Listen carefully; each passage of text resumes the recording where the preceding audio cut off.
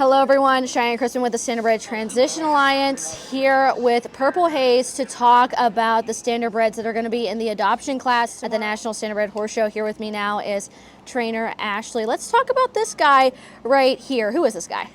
Well, this is Star Messenger. We have not had him that long. He just came off the track recently. We've had him about a month, so he's fairly new to the program, but super cool guy, super laid back, just a complete gentleman, everything that we've needed to do with him.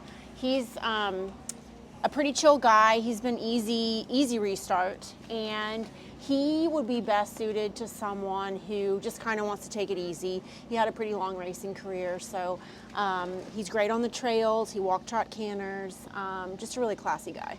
And you talk about his racing career, a very lucrative one, as he's made over $500,000. So Yep. talk about a guy who is just very well-rounded and has probably seen it all. Absolutely. Great comment. You're absolutely right. Yeah. Right. This is the second horse that you guys have in that adoption class. Tell me a little bit about this guy. This is Dr. Frisky. We've had Doc for several months now. Really lovely guy, very athletic. He is 13. He has no limitations. We have been doing pretty much everything with him. We have not started him over fences yet, but other than that, he's great on the trail, walk, trot, canter. Like I said, he's pretty athletic, so we would love to see him go to a home where his abilities would be fully utilized. However, he does love the trails too, so he's just a super cool guy to work with. And another one who has also had a very lucrative career, also Yes. making over $500,000 as well. And he's had some success today. I see some ribbons on the front of his stall here. Won 5th place ribbon in Western Pleasure, correct? Yes, ma'am. He rocked it today. We, on a whim, just threw him in some classes today just because he'd been kind of chilling and just really good this weekend. So we decided to see how he did, and he was awesome in there. Totally rocked it. So we're really proud of him. Would you say he is for kind of like an intermediate to advanced rider, or is he more for a beginner? Yes, ma'am. I would say probably intermediate at least, with a trainer or an advanced rider or a professional, because yeah, he's definitely not one to just plod along typically. So he will need someone who has their wits about them. So this is Roll with Zoe. He's a 3-year-old gelding. He retired very sound. He did not want to race, but he's just a lovely guy. He's super curious, baby brain at times, but in the best way. He has been a really fun restart because he does have no limitations, super athletic, really easy so far. He walk trot canners. He's learning to go on the bit and go rounds. I would love to see this one in the show ring because he is, I think, got superstar qualities. He, as you can see, still has a little bit of the baby in him, so would need somebody a little more advanced to take him to his full potential. But he has been just amazing at the show this weekend. He went in dressage yesterday and did win a ribbon in a pretty big competitive class. So he's just already showcasing his athleticism and desire to be a show horse for his next career.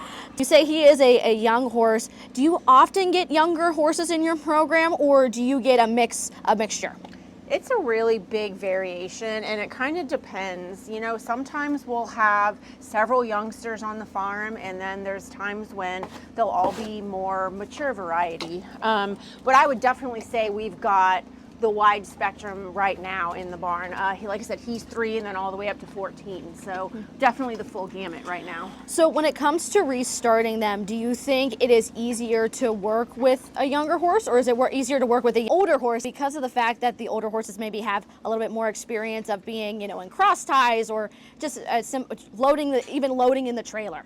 One of the things I love about Standardbreds is all of the ones we get they have manners, they know how to load.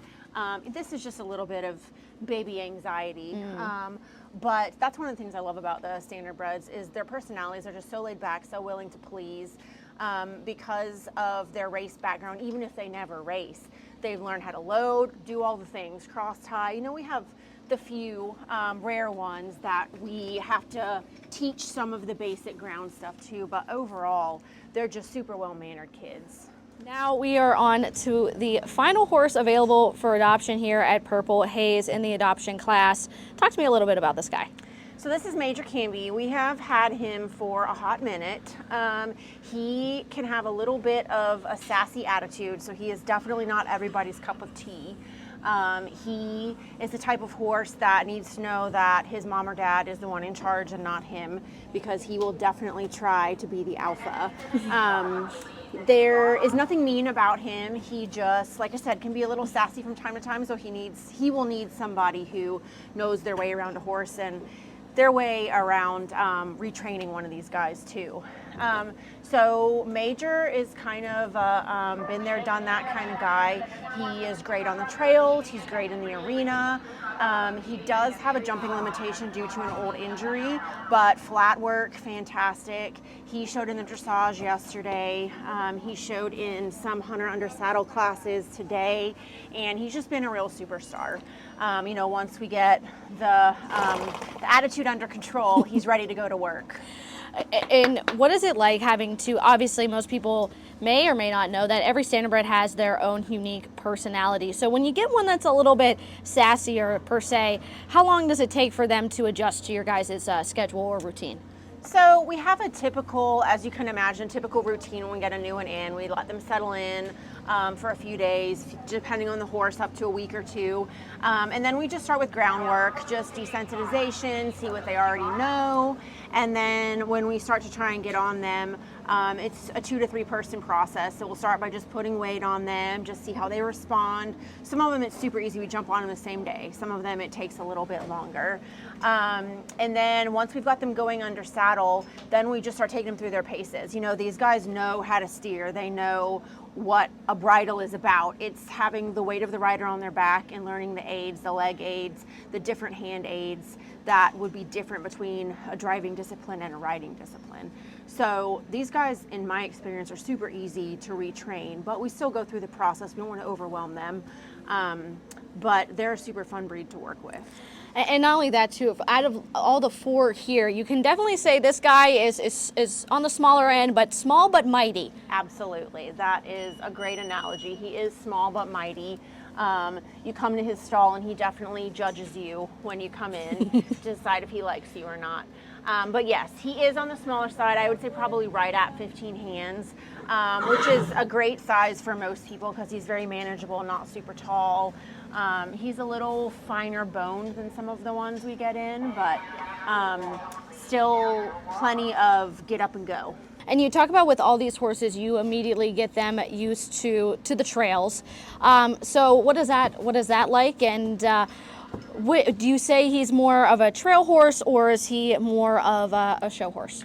I would say either. I would say he does enjoy the trails.